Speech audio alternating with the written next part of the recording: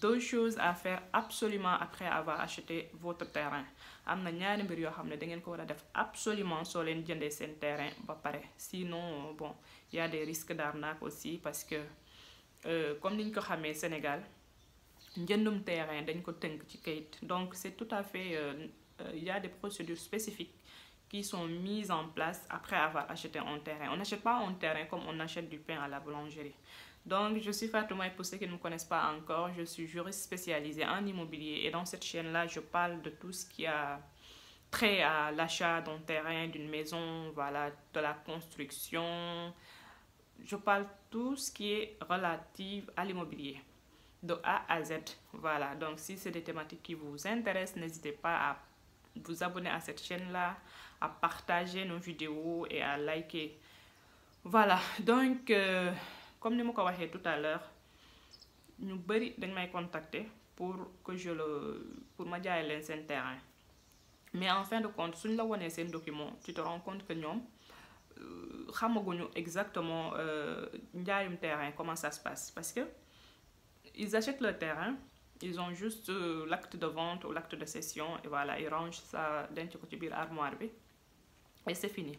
Alors que actuellement tous les jours, on entend des arnaques ici au Sénégal. C'est-à-dire, avant, on pouvait se permettre de faire ça, d'acheter son terrain, de rédiger un acte de cession ou bien un acte de vente, de ranger ça au niveau de l'armoire. Voilà, parce que quand même, il y avait des personnes, quand même, les personnes étaient un peu plus vertueuses.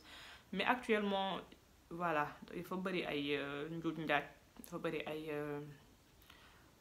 pièges yu bari nga xamantene nit ñi dañ ko laxas ci biir njëndum terrain ba nga xamante ne vous devez absolument vous prémunir de tout ça. Donc la première chose à faire après avoir acheté votre terrain et d'avoir votre acte de vente là ou acte de cession, li nga war a def mooy dem mairie pour avoir un acte administratif.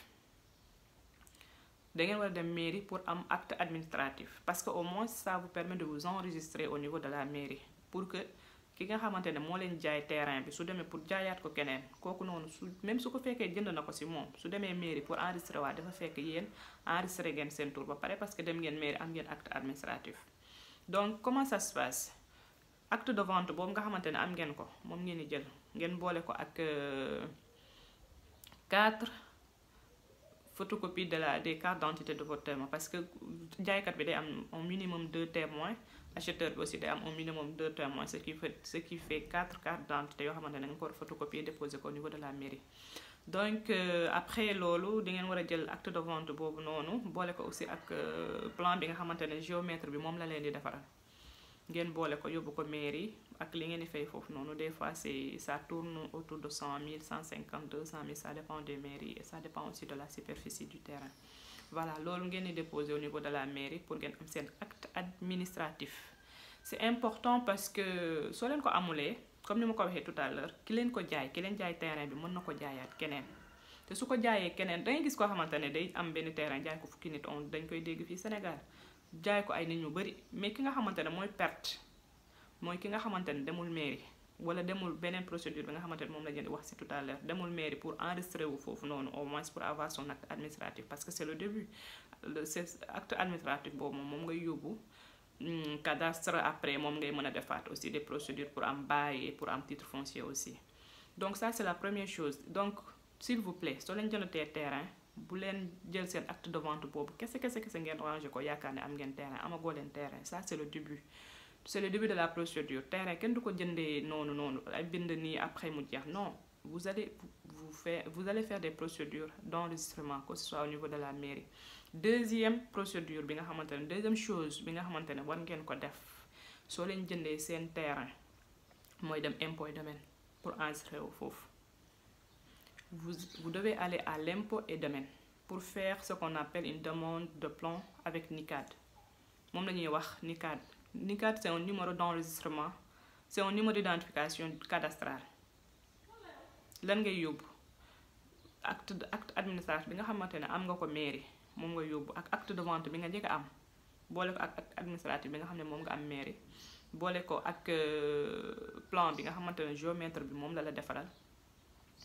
Tout ça vous allez déposer ça au niveau des impôts domaines du département, parce que impôt domaine bu nekk département bu nekk am na impôt domaine bu nga xamante ne ñoom ñooy def procédure d'enregistrement des terrains, voilà, pour obtenir aussi certains actes nga xamante ne mën ngeen ko soxla au niveau de vos terrains et tout. Là aussi je crois que vous payez environ 10% du prix du terrain, mais ça vaut le coup de s'enregistrer là-bas, parce que déjà comme ni ma ko waxee sànq ki nga xamante ne jaay na la terrain bi te enregistré woo ko, su ko jaayaatee keneen kooku su demee enregistré au niveau des impôts domaines yow da ngay ñàkk, parce que loi xamul, loi comme teral na li muy teral ba pare mënoo jënd sa terrain nga teg ko keneen jënd terrain def procédure bi nga xamante ne yoon wax na ko, après yow nga ne non man la njëkk a jaay terrain bi, tu perds en fait, tu perds. Donc ce que vous devez faire, c'est aller aux impôts domaines au niveau cadastral, enregistrer la vente ou l'achat de votre terrain et déposer les papiers que je viens de citer tout à l'heure.